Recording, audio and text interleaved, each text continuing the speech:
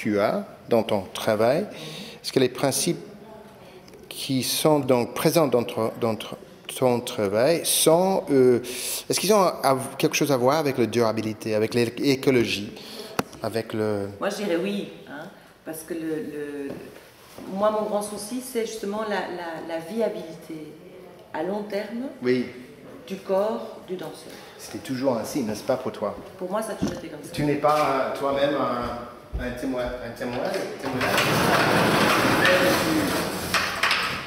à ton âge, tu danses aussi bien, avec autant d'aisance. Oui. Si, c'est un souci constant, mais ça, c'est aussi grâce à l'éducation que j'ai eue. J'ai eu une éducation, pas seulement de danse, mais de rythmique, mais aussi à l'époque, mon prof appelait ça mouvement fonctionnel. Et donc, tout un travail de compréhension de l'instrument au niveau des os, au niveau des muscles, au niveau des tendons. Et de comment tu peux utiliser ça de manière efficace, sans te blesser et en respectant la viabilité de l'articulation des os. Quelque chose que tu as eu au plus tôt, tout de suite. Toute petite. Donc, dès la base, dès le début de ta formation, tu as des principes. Oui. Est-ce qu'on peut les appeler durables? Oui, moi je les appellerais comme ça. Écologiques? Oui, écologiques, ouais. Et aussi, après, je crois que le choix que j'ai fait sur la technique Limon, c'est parce que chez Limon, spirituellement et intellectuellement, je retrouvais cet respect dans la durabilité de l'être humain, au-delà d'un danseur qui est une bonne mécanique qui me sert. Tu vois? Et je pense que toute sa philosophie tournait autour de l'humain. Et quand tu me parles de la durabilité et maintenant de l'écologie, ça me fait sourire parce que je me dis, oui, on va peut-être retourner vers l'humain et à préserver les corps. On a passé une période dans la danse où on les éclatait. Ouais. Et au plus on les éclatait, au mieux c'était. Oui. Et je pense que maintenant, le temps va revenir à la valeur de l'humain au travers de la danse, quoi. Donc tu veux dire que les valeurs, disons, qui commencent à être universelles dans tous les domaines qui sont soi-disant durables ou écologiques, ces valeurs-là, ces principes, ont une influence peut-être sur la danse d'aujourd'hui et la manière qu'on conçoit le corps et qu'on travaille avec le corps? Oui, je pense qu'on va arriver à cette adéquation-là. Maintenant qu'il y a cette prise de conscience globale, mondiale, je pense c'est inévitable qu'on retourne vers une réflexion sur qu'est-ce qu'on fait, qu'est-ce qu'on a fait, qu'est-ce qu'on ne peut plus faire, qu'est-ce qu'on ne veut plus faire. Au niveau de la danse, au niveau de l'entraînement, au niveau de la formation, en général. Aussi par rapport à c'est pour ça que je parle de la place de l'humain, par rapport à quitter cette espèce de grand marketing du chorégraphe au détriment des danseurs, qui m'ont amélioré beaucoup. On ne va plus voir la danse dansée par les danseurs, on va voir un nom, un chorégraphe. Oui. Et finalement, on ne connaît plus les danseurs. Moi, ça me frappe parce que les plus jeunes générations, moi, de mon temps, parce que je suis très vieille, quand j'aimais une compagnie, j'aimais les danseurs, je connaissais leur nom. Maintenant, souvent, très jeunes danseurs qui adorent un tel, ils me disent « Ah, moi, j'adore son travail ». Je dis « All right, donne-moi 3 noms de danseurs de la compagnie ».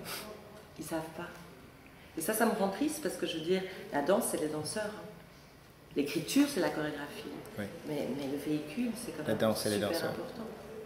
Et donc, est-ce qu'il y aura un retour de communauté des danseurs J'espère vraiment que, et moi j'y crois parce que je suis optimiste, mais je pense que toutes ces prises de conscience vont se traduire au niveau du travail et de la collectivité, de partager des danseurs, de partager des espaces, tu vois, aussi pour ne pas surconsommer, chacun dans son studio avec son chauffage. Oui.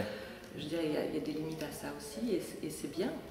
Donc il y a même un travail au niveau de conception durable de la manière que le matériel qui sont disponibles pour les danseurs et des chorégraphes sont utilisés. Oui. Est utilisé. Ouais. Alors, ça pourrait aller loin. Oui. Parce que là, on gratte un tout petit peu oui, la surface. La surface. Parce qu'il est vrai que dans notre métier, on a si peu des fonds, si peu d'argent disponible pour faire notre métier. C'est probablement le moins développé financièrement, le plus pauvre de tout. Donc. Et le plus pauvre, mais c'est aussi quelque part, et je dis ça par provocation, la faute des danseurs, parce que les danseurs ont trop peu d'esprit corporatif. Oui. Et donc, ce sont tous des individus. Et s'ils comprennent qu'en s'unissant et en ayant les mêmes problèmes, les mêmes peurs et les mêmes doutes, s'ils mettent leurs énergies en commun, ils vont être 1000 fois plus forts. Mais les pouvoirs politiques ont beaucoup joué la carte de séparer pour pouvoir mieux régner. Et donc, cette mise en compétition des gens, et tu vois, et nous, il faut qu'on soit plus intelligents. C'est dans la vie en général qu'il faudra de communauté, d'être unis. Ah oui, on n'est pas en dehors du monde. Donc, tout ce qui se passe dans notre petit cosmos, c'est ce qui se passe au niveau en général, politique. C'est de la politique de faire de la danse. Hein. Donc, tu imagines donc, que des danseurs devraient aller ou vont être poussés d'aller plus vers une vie d'une manière d'agir socialiste, on peut dire, au lieu de libéral, où c'est moins la loi de jungle et plus la loi... Je pense que tout le monde, et nous, y compris les danseurs, c'est ça qu'on doit comprendre et c'est ça qu'on doit changer. Et c'est effectivement de se mettre à penser collectivement et pour le bien-être, pour son bien-être propre, et donc fatalement pour le bien-être des autres, et arrêter cette espèce de course ridicule au pouvoir, à l'argent. On voit bien ce que ça donne. C'est un démon. Quoi. Et quand le danseur est en face de chorégraphe lors d'une audition, en concurrence avec 50 ou 100 ou 200 autres danseurs pour 2 ou 3 ou 4 postes dans une création. Oui. Si, mais ce que je vois aussi, c'est que les plus jeunes chorégraphes avec qui moi je suis en contact, pas seulement en Belgique, mais un peu partout, ne veulent plus faire des auditions. Ils ont aussi compris que c'est le moins bon endroit pour trouver la bonne personne. Parce que justement, il y a cette compétition, et puis ça coûte cher d'organiser des auditions, ça coûte cher aux danseurs qui doivent se déplacer.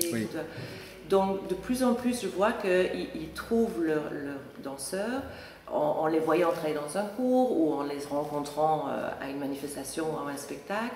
Et c'est plus aussi par affinité humaine et émotionnelle et intellectuelle avec quelqu'un que simplement une belle machine qui fonctionne ce jour-là très bien et qui après...